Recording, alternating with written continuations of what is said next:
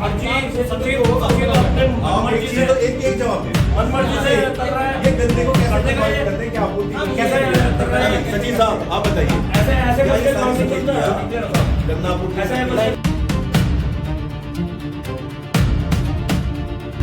क्या काम करती है, क्या काम कुछ नहीं करती, गन्ने को प्रभावित नहीं करती, जोड़ कैसे दिया आपने?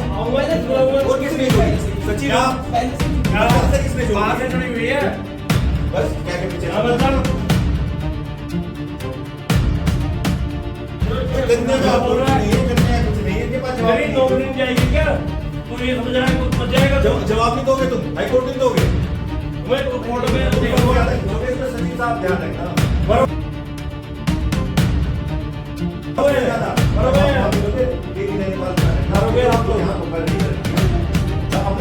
आपने किया है, कुछ नहीं हुआ।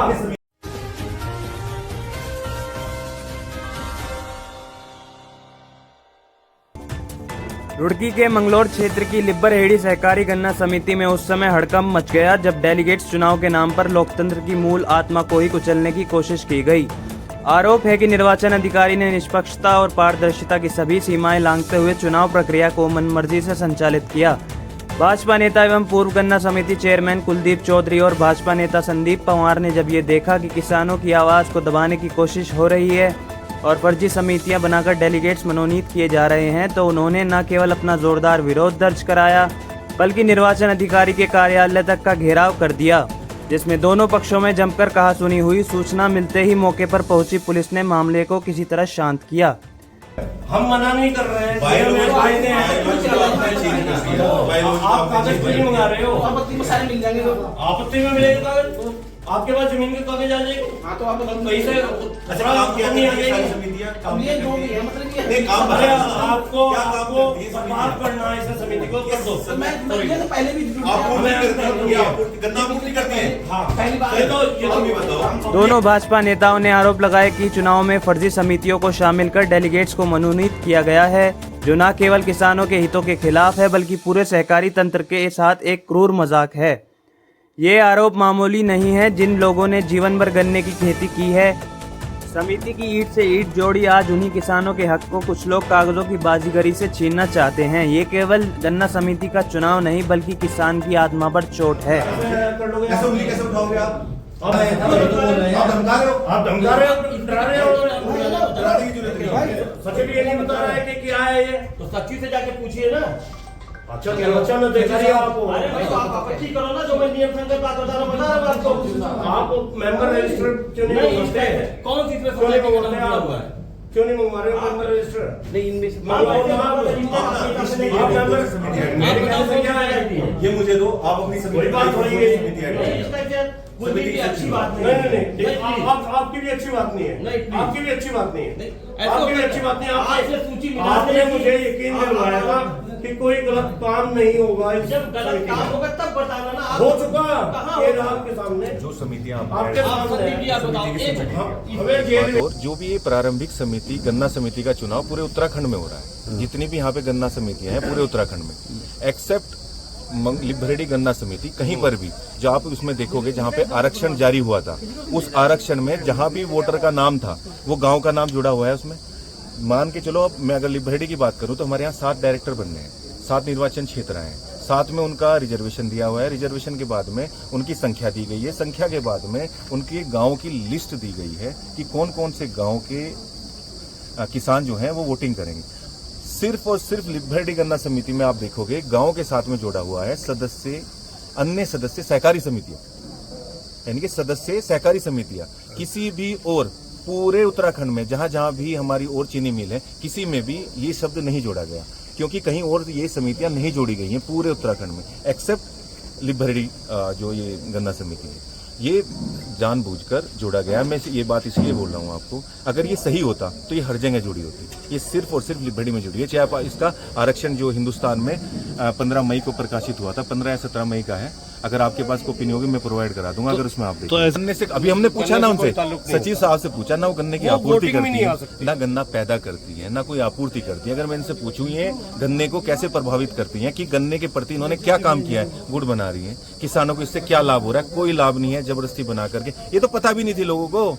जिस समिति का किसानों को ये भी नहीं पता इस तरह की कोई समिति है वो काम ही क्या करेगी। ये तो सिर्फ और सिर्फ बना करके सिर्फ वोट डालने के लिए, हाँ, अपने लिए जबरदस्ती बनाई।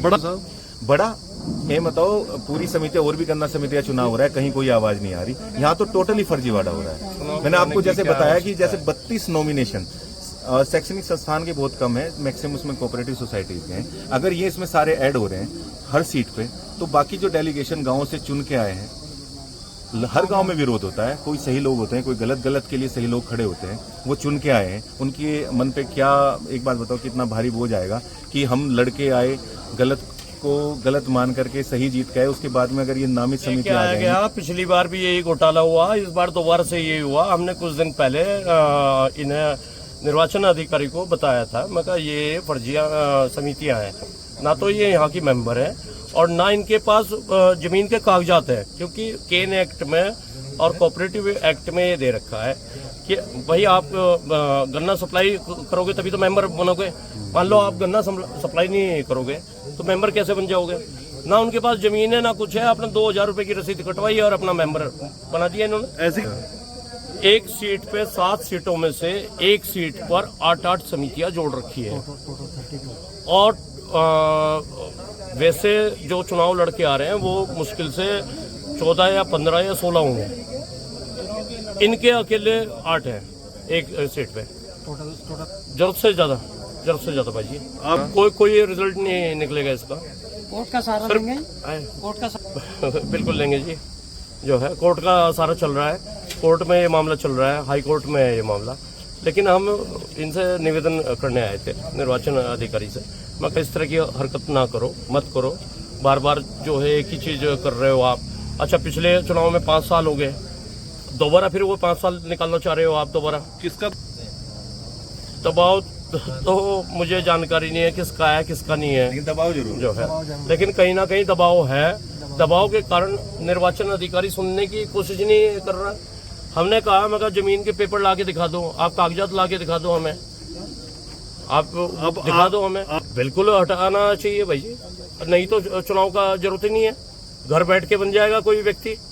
अकेला सुशील राठी रह गया क्या इस जिले में कि उसकी ही सुनवाई होगी? उसके अलावा भाजपा के कोई मेंबर नहीं है, कोई कार्यकर्ता नहीं है सुशील राठी के अलावा। अगर बाय दी वे इस पर ये हंगामा तो हमारे लोकतंत्र की एक खूबसूरती भी है, और जब किसी को कुछ आपत्तियां होती हैं उसके कुछ नियम है, कुछ कानून है। जो हमारा कोऑपरेटिव का एक्ट है, नियमावली है, उसके अनुसार ही हमने जो है अब मैनेजमेंट कमेटी का जो चुनाव होना है, उस मैनेजमेंट कमेटी के लिए जो मतदाता है, उस मतदाताओं की सूची का आज जो है अनंतिम प्रकाशन कर दिया गया है। और इस आपत्ति पर कल जो है 24 तारीख को प्रातः 10 बजे से 1:30 बजे तक का जो है आपत्तियां स्वीकार की जाएंगी।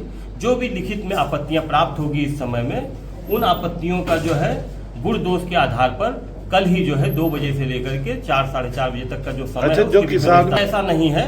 देखिए, इसी कारण आपत्ति मांगी गई है और इन आपत्तियों का नियमानुसार निस्तारण किया जाएगा। तो इसका प्रकाशन किया गया है, इनको सब सूचित किया गया और इसको पेपरों में भी हम भेजे। जो देखिए, आरोप लगाने से कुछ नहीं होता, जो नियम संगत प्रक्रिया है उसके तहत आपत्तियां मांगी गई हैं।